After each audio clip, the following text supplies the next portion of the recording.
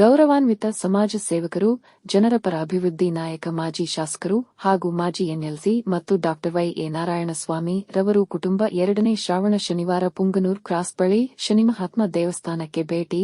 ಈ ದಿನ ಸುಮಾರು 15,000ಕ್ಕೂ ಹೆಚ್ಚು ಭಕ್ತರ ಜನಸಾಗರ. ಎಲ್ಲರಿಗೂ ದೇವರು ಪ್ರಸಾದ, ಫಲಹಾರ, ಸಿಹಿ ಮತ್ತು ಎಲ್ಲ ಭಕ್ತರಿಗೂ ಊಟದ ವ್ಯವಸ್ಥೆ, ವಿಶೇಷ ಪೂಜಾ ಅಲಂಕಾರ. ಪ್ರಸಿದ್ಧ ಪುಣ್ಯಕ್ಷೇತ್ರ ಶನಿ ಮಹಾತ್ಮ ದೇವಸ್ಥಾನ. ಭಕ್ತರ ಸೇವೆ ಅಪಾರವಾದದ್ದು. ಪ್ರತಿ ಶ್ರಾವಣ ಶನಿವಾರ ಭಕ್ತರ ಭಾಗವಹಿಸುತ್ತಾರೆ. ಈ ಸಮಯದಲ್ಲಿ ಗೌರವಾನ್ವಿತರು ಮಾಜಿ ಶಾಸಕರು ಡಾ ವೈ.ಎ. ನಾರಾಯಣಸ್ವಾಮಿ ರವರು ದೇವಸ್ಥಾನದ ಅಭಿವೃದ್ಧಿ ಹಾಗೂ ಹೆಚ್ಚಿನ ಮಾಹಿತಿ ಸಲಹೆಗಳು ತಿಳಿಸಿದರು.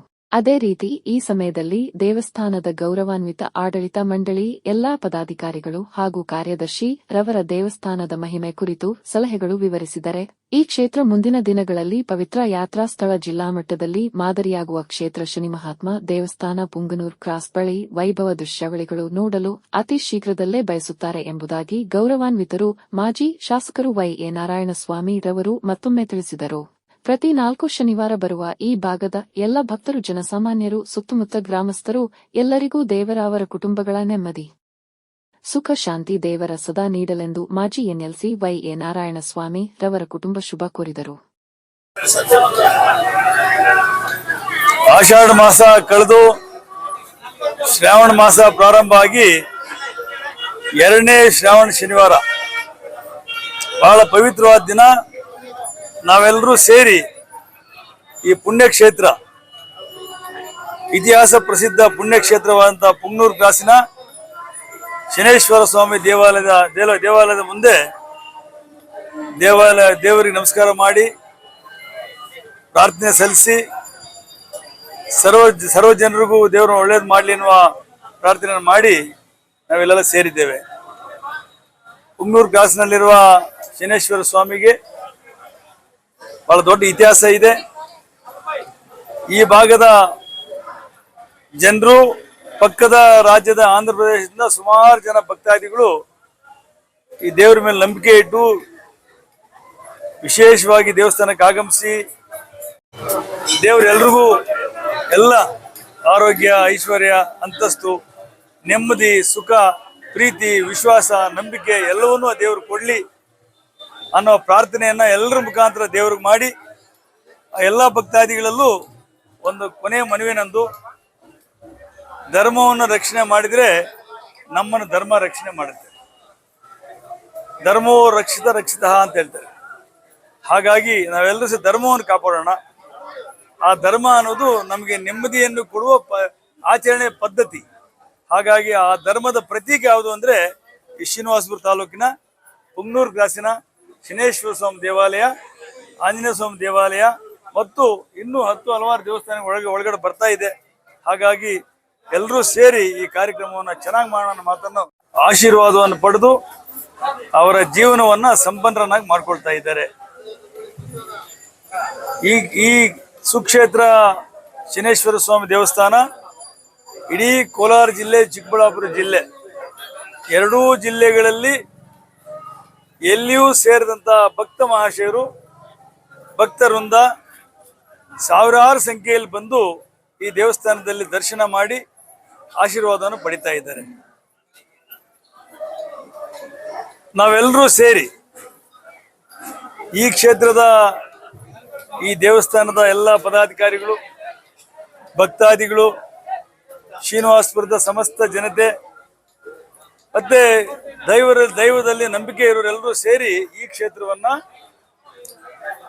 ಎರಡೂ ಜಿಲ್ಲೆಗಳಲ್ಲಿ ಅತ್ಯಂತ ಪ್ರಸಿದ್ಧವಾದ ಮತ್ತು ಅದ್ಭುತವಾದ ಧಾರ್ಮಿಕ ನಂಬಿಕೆಗಳನ್ನ ಕಲ್ಪ.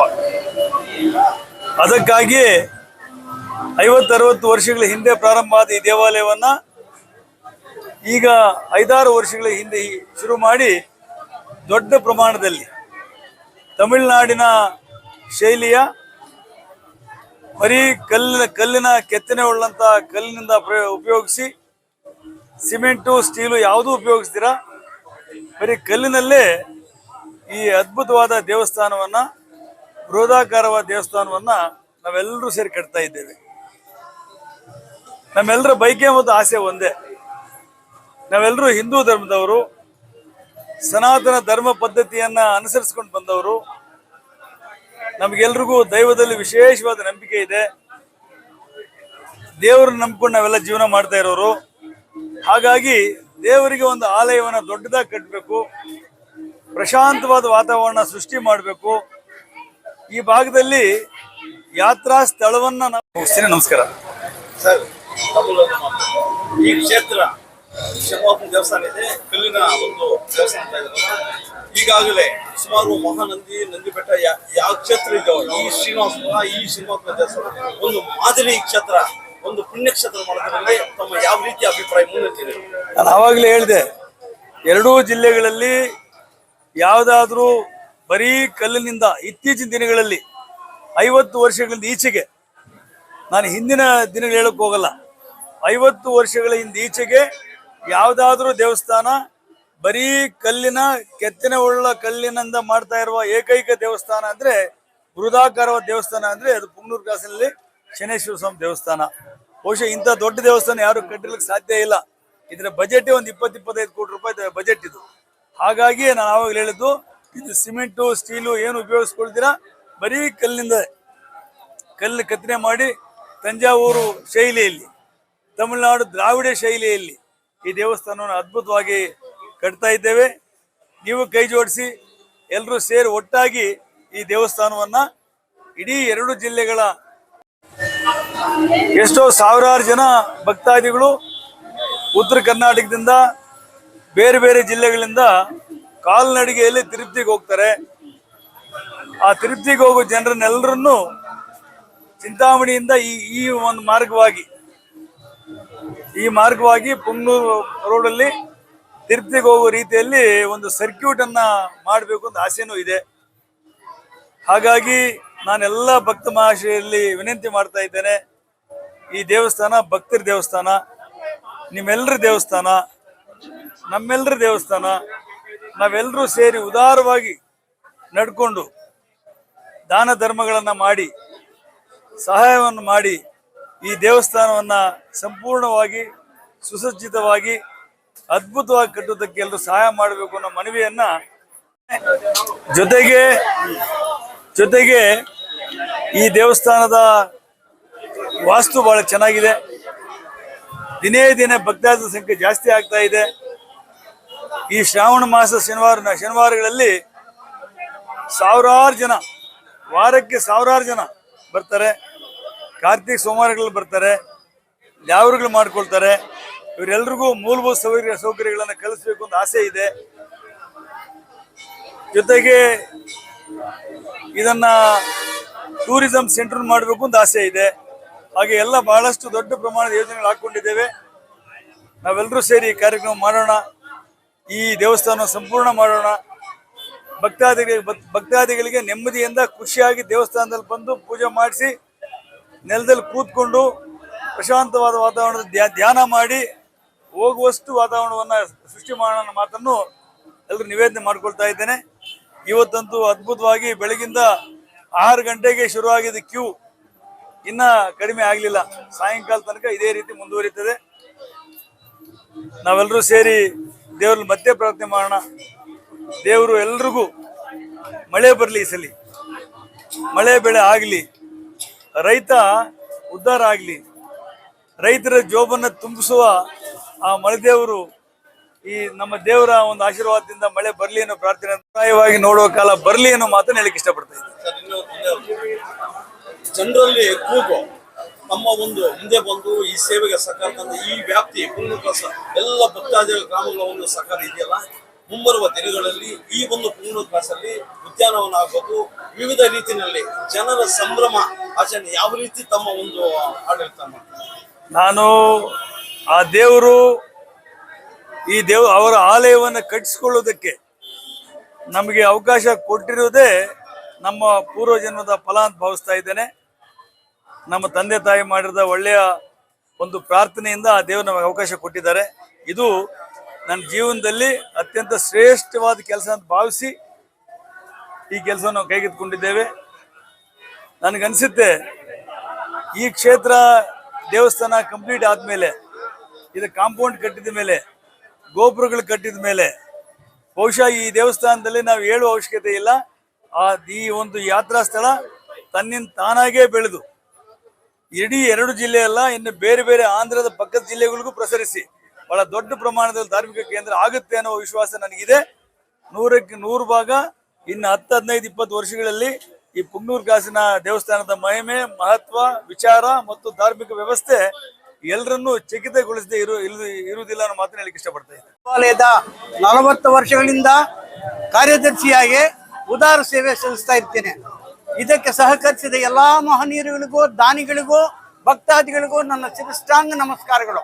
ಹಾಗೂ ಈ ದೇವಾಲಯ ಕೇವಲ ದೇವಾಲಯ ಒಂದೇ ಅಲ್ಲ, ಇದು ಧಾರ್ಮಿಕ ಕ್ಷೇತ್ರದಲ್ಲಿ ಕೂಡ ವಿವಿಧ ತರದ ಎಲ್ಲ ಕಾಲಕ್ಕೂ ಬೇಕಾಗಿರುವ ದೇವರುಗಳೆಲ್ಲ ಇಲ್ಲಿ ಪ್ರತಿಷ್ಠೆ ಆಗ್ತಾ ಇದ್ದಾರೆ.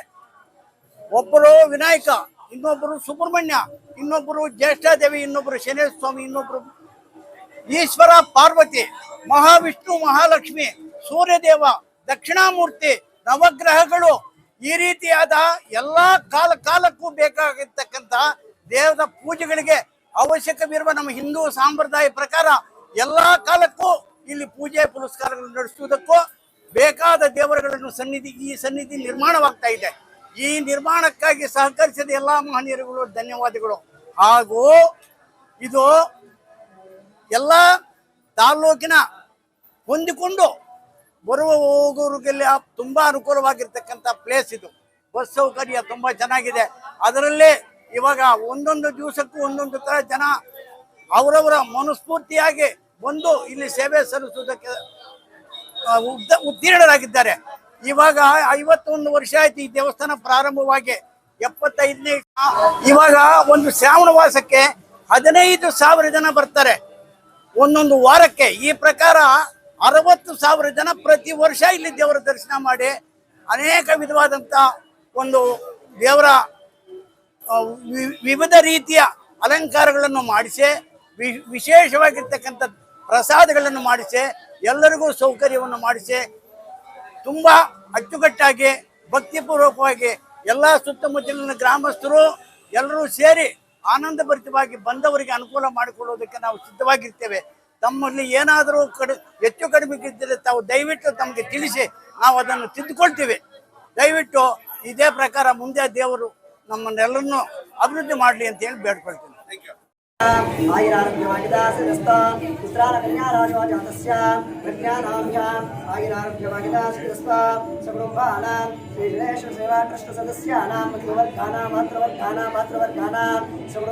ಸರ್ವೇ ಜನಾರ್ದನಾಭ್ಯೋ ನಮಃ. ಶ್ರೀ ಅಯ್ಯಪ್ಪನಾಭ್ಯೋ ನಮಃ. ಭೈರವೇನಾಭ್ಯೋ ನಮಃ. ಓಂ ಶಿವಾಯ ನಮಃ. ಓಂ ಶಂಭುವೇ ನಮಃ. ಓಂ ಕಾಲೇ ನಮಃ. ವಿಶ್ವೇಶ್ವರಾಯ ನಮಃ. ಭಾವನಾಯ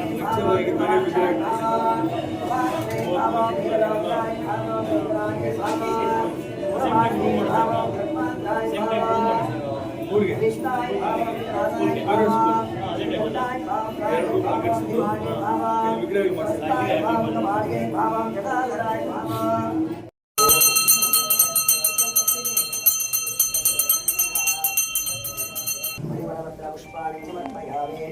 रक्षां धारयामि. नमस्करोमि. हर हर सदाशिवो.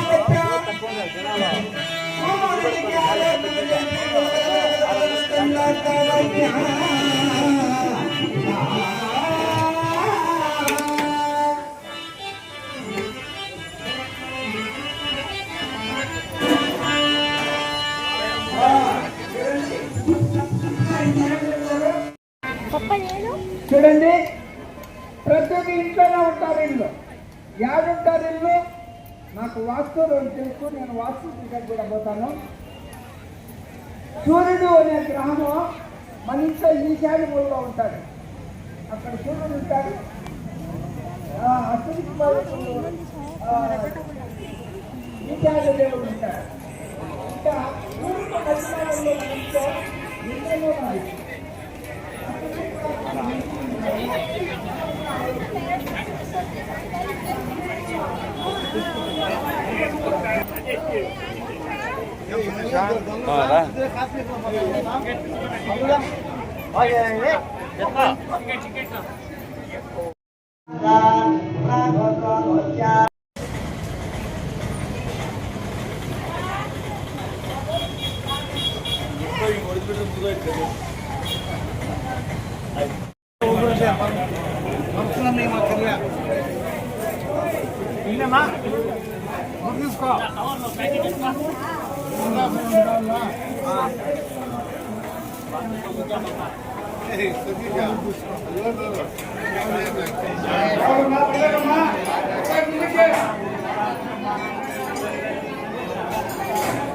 ముందుకే ఎంత పొందే